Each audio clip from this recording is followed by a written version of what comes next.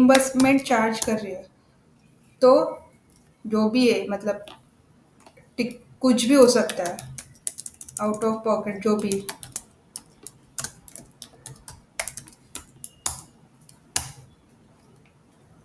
अगर क्लाइंट के वो बिल पे अगर आप जीएसटी चार्ज कर रहे हो, रीइंबर्समेंट पे भी जीएसटी चार्ज कर रहे हो, तो वो रीइंबर्समेंट करके लेजर है उस पे आएगा। ठीक है। अगर वो जो रीइंबर्समेंट आप क्लाइंट से चार्ज करने हो रहे हैं उस पे जीएसटी नहीं चार्ज करना है, तो वो आउट ऑफ पॉकेट करके है, ये उसमें जाएंगे। ठीक है, समझा? मतलब फिर ये कैसे करेंगे आप, मेरे को अगर एग्जांपल इसमें जीएसटी नहीं चार्ज करना है तो मैं पहले ही जीएसटी वाले आउटपुट सी जीएसटी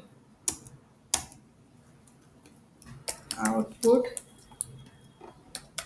है जीएसटी, तो आप देखा होगा तो वो रीइंबर्समेंट पे जीएसटी चार्ज हो गया। अगर बट आपको ऐसा रीइंबर्समेंट डालना है, क्लाइंट के पास से आउट ऑफ पॉकेट लेना है, मतलब स्टैट्यूटरी फीस है जिस पे जीएसटी चार्ज नहीं होता है, मतलब आरओसी के अगर जो भी आपने फीस रेज की होगी या जीएसटी की लेट फीस आपने भरी होगी क्लाइंट के भी आपने, वैसा आप कुछ ले रहे हो, तो वो आउट ऑफ पॉकेट एक्सपेंसेस में जाएगी जिसके ऊपर जीएसटी चार्ज नहीं होगा। एग्जाम्पल 500 का मैंने आरओसी फीस भरा, तो उस पर जीएसटी चार्ज नहीं होगा, तो वो आउट ऑफ पॉकेट एक्सपेंसेस करके लेजर में चला जाएगा। ठीक है, समझा आपको? ये रीइंबर्समेंट वाले जो रीइंबर्समेंट वो चीज़ जाएगी जिस पे आप जीएसटी चार्ज करोगे, ऐसे वाले रीइंबर्समेंट जाएगी। और आउट ऑफ पॉकेट एक्सपेंसेस में वो चीज़ जाएगी जिस पे जीएसटी चार्ज नहीं होगा, मतलब मोस्ट ऑफ स्टैट्यूटरी एक्सपेंसेस जो आप क्लाइंट के बिहाफ में पे करते हो। ठीक है, तो आपको एक्सपोर्ट्स अल्टरेशन और जी आउट ऑफ रीइंबर्समेंट और आउट ऑफ पॉकेट्स एक्सपेंसेस, ये तीन चीज़ें ये सेशन में दिखाई गई। ठीक है, आप जो भी एक्सपोर्ट का इनवॉइस रेज करोगे तो वो करेंसी आपको देखने, और फॉरेन एक्सचेंज का जो टेबल आएगा उसमें डिटेल्स का कंपलसरी भरना ही है। ओके, मैं अभी ये इनवॉइस सेव नहीं करी क्योंकि अपन ने ऑलरेडी वो एक इनवॉइस सेव किया है।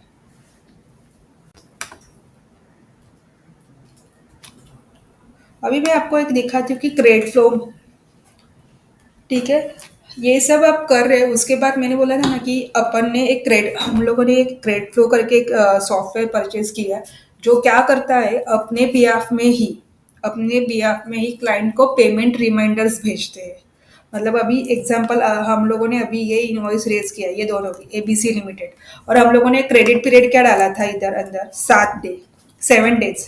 ठीक है, तो वो 7 डेज क्या होगा, मतलब 23 नवंबर से 7 डेज तक, मतलब 30 नवंबर तक अगर ये क्लाइंट ने एबीसी लिमिटेड ने पेमेंट दिया तो ओके, नो प्रॉब्लम। बट अगर उन्होंने 30 नवंबर तक पेमेंट नहीं दिया तो 1 दिसंबर को क्रेडिट फ्लो अब एमएसडी के बिहाफ में एबीसी लिमिटेड को मेल या मैसेज दोनों, मतलब आप जो बोलोगे वो रिमाइंडर भेजेगा। ठीक है, कि आपका ये बिल आउटस्टैंडिंग है विथ लेजर। ठीक है, मैं आपको दिखाती हूँ क्रेडिट फ्लो का स्क्रीन कैसे है।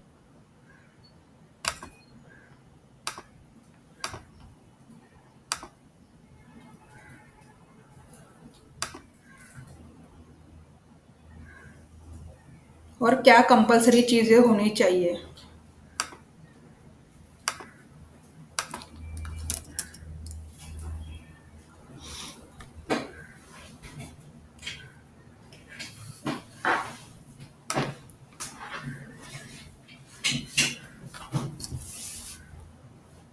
ठीक है, ये क्रेडिट फ्लो है।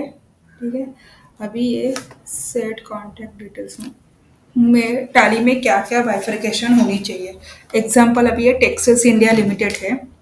ठीक है, जिसका कम्युनिकेशन मोड ईमेल है, मतलब टेक्सस इंडिया को ईमेल से ही जाएंगे। ऑटो रिमाइंडर यस किया है, इसके लिए वो ईमेल से ही रिमाइंडर जाएंगे।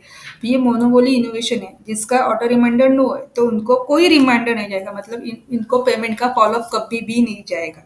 समझा? इनको जाएगा बट ईमेल से ही जाएंगे। ये जेनरिक इंजीनियर कंस्ट्रक्शन है, जिसका ऑटो रिमाइंडर यस है तो इनको ईमेल भी जाएगी और टेक्स्ट मैसेज मोबाइल पे मैसेज भी जाएगी कि आपका एमएसडी को का इतना इतना आउटस्टैंडिंग है। तो मेरे को क्रेडिट फ्लो में आप कॉन्टैक्ट डिटेल्स, मैंने जो टैली में आपको बोला था कि कॉन्टैक्ट डिटेल्स कंपलसरी इसके लिए ही डालने हैं, क्योंकि आप देखने जाओगे तो ये देखो इधर टैली में जो कॉन्टैक्ट डिटेल्स है वही डिटेल्स पे मेल जाते हैं। अभी ये देखो टेक्सेस का इस पे, तो अगर यस किया है तो उनको ये मेल पे IPO टेक्सेस करके उस पे पेमेंट्स के रिमाइंडर जाएंगे। तो ये बना करके जिसमें ये मेल पे जाएगा, उनका कॉन्टैक्ट नंबर भी है। अगर अपन ने SMS टेक्स्ट मैसेज वाला भी कम्युनिकेशन मोड रखा है तो ही जाएगा, बट नहीं रखा है तो उनको मैसेज नहीं जाएगा बट ईमेल पे रिमाइंडर जाएंगे। तो मैं आप जब मेरे को भेजोगे ये चीज़ है कि क्लाइंट्स को मेल के फॉलोअप कैसे जाने, तो एक बार उसके लिए क्या चाहिए रहेगा मेरे को कम्युनिकेशन मोड। मैं उसका फॉर्मेट आपको ग्रुप अपने व्हाट्सएप ग्रुप में व्हाट्सएप कर दूंगी कि क्या करना है। ऑटो रिमाइंडर यस रखना है या नो रखना है वो आपको आपके पार्टनर से या मैनेजर बता देंगे। ऑटो जब अपन रिमाइंडर भेजेंगे ना उसके साथ लेजर भी ऑटो लेजर चला जाएगा। ठीक है, फ्रीक्वेंसी मतलब कितने दिन के, मतलब मैं अभी जो अपन के करंट सिनारो में जो इनवॉइस है ये जिसका 30 नवंबर तक पेमेंट आना चाहिए, नहीं आया तो फर्स्ट को रिमाइंडर जाएगा। फर्स्ट को रिमाइंडर का जाने के बाद अगर फ्रीक्वेंसी मैंने 7 दिन रखी जो ये फ्रीक्वेंसी, तो फर्स्ट को जाने के बाद वापस 7th को रिमाइंडर जाएगा। इसे 7 डेज के बाद जब तक वो क्लाइंट से पेमेंट नहीं आएगा तब तक रिमाइंडर जाते रहेंगे। जब क्लाइंट से पेमेंट आएगा तो वो रिमाइंडर वो इनवॉइस के सामने रिमाइंडर जाना बंद हो जाएगा। ठीक है, तो कंपलसरी क्या है कम्युनिकेशन मोड ऑटो रिमाइंडर चाहिए कि नहीं, कितने दिन के बाद रिमाइंडर चले जाने चाहिए। ठीक है, पेमेंट टर्म्स क्या है वो आपको टैली में डिफॉल्ट डालना ही पड़ेगा तो ही पेमेंट टर्म जाएंगे। और एक टैली में तो सेटिंग है कि एक ही आप मतलब ईमेल आईडी या मोबाइल नंबर डालें, तो आपको एडिशनल और किसी का वही क्लाइंट में एडिशनल ईमेल आईडीज डालने हैं तो कॉन्टैक्ट नंबर 1 करके ये आपको मैन्युअली अकाउंट्स के आईडी पे मेल करना पड़ेगा कि आपको क्रेडिट फ्लो में ये भी ऐड करना है, जिसका मैंने आपको अभी थोड़ी देर पहले बोला कि फॉर्मेट क्या होगा वो मैं ग्रुप पे डाल दूंगी। मैं सजेस्ट करती हूँ कि एक से ज़्यादा ईमेल आईडी जाए, क्योंकि अगर एक ईमेल आईडी क्लाइंट का बंद हो तो दूसरे ईमेल आईडी पे थोड़ा जाए पेमेंट्स फॉलो। ठीक है, ये तो क्रेडिट फ्लो में मतलब ये एवरी टाइम जब जब आप सिंक करूंगी तब तक क्लाइंट को अपडेटेड लेजर्स और आउटस्टैंडिंग चला जाता है। मतलब जैसे ही आउटस्टैंडिंग अभी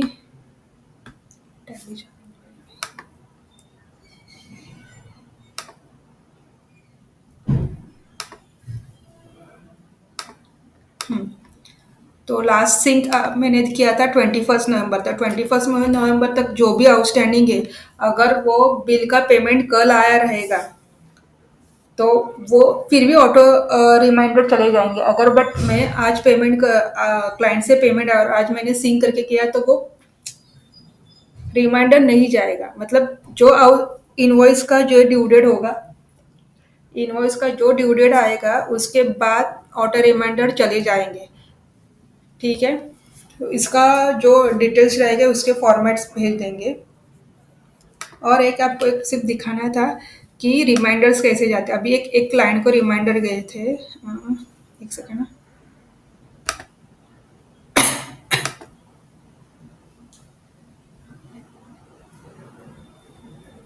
तो और एक सजेस्ट करना है कि क्रेडिट फ्लो में जो क्लाइंट्स का ईमेल आईडी है उसके साथ अपने जो कंसर्न पर्सन जो क्लाइंट हैंडल करता है उसका भी ईमेल आईडी रहे, तो उसको भी अपडेट रहेगी कि कौन से इनवॉइस के आउटस्टैंड। एग्जांपल एक 1 आवर में वर्षा का भी ईमेल आईडी है तो वर्षा को भी पता कि रिमाइंडर वर्षा को भी चले जाएंगे, तो वर्षा को भी आइडिया होगा कि कौन से बिल्स का आउटस्टैंडिंग पेमेंट बाकी है।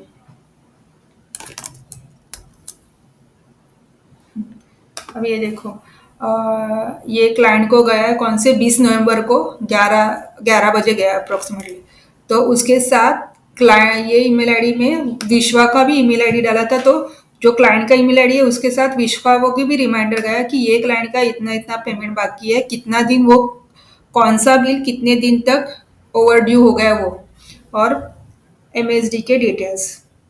तो इसके लिए मेरे को मैं सजेस्ट करूंगी आपको कि एक तो क्लाइंट का जो ईमेल आईडी वर्किंग है वो डालना, उसके साथ एडिशनली मतलब क्लाइंट के 2 ईमेल आईडी डालना और एक जो कंसर्न पर्सन अपने एमएसडी फर्म में जो कंसर्न पर्सन वो क्लाइंट हैंडल कर रहा है उसका भी, तो अपने पास भी रिकॉर्ड रहेगी कौन से बिल्स का आउटस्टैंडिंग है, तो आपको मैन्युअली फॉलोअप करने की जरूरत नहीं पड़ेगी क्रेडिट फ्लो की वजह से।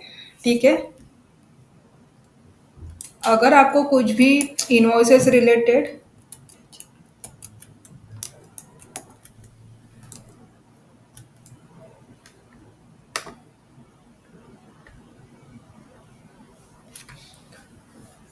बिल के मतलब मेल के साथ ना ये लेजर्स भी चला जाता है, देखो ये भी। तो ये नॉर्मल लेजर है, मतलब इनवॉइस और रिसिप्ट, मतलब जो 22,000 आउटस्टैंडिंग है तो उसका बाइफर्केशन ये है कि कैसे आउटस्टैंडिंग है, 18,000 प्लस 4,000। ठीक है। आपको क्रेडिट फ्लो के रिलेटेड कुछ भी मतलब प्रॉब्लम हो या इनवॉइस रिलेटेड कुछ भी प्रॉब्लम है, अगर कुछ समझ में आ रहा प्रॉब्लम हो रहा है तो आप जतिन या मुझे कांटेक्ट कर सकते हैं। Thank you.